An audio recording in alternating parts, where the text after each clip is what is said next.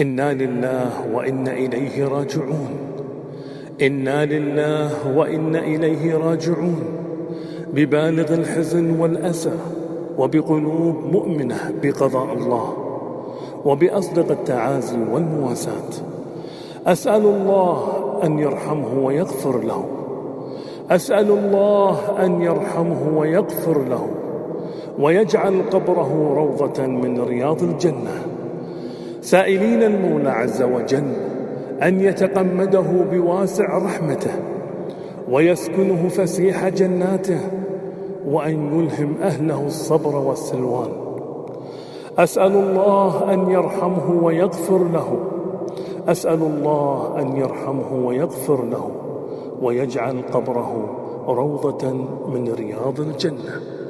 اللهم آمين، اللهم آمين. اللهم ارحمه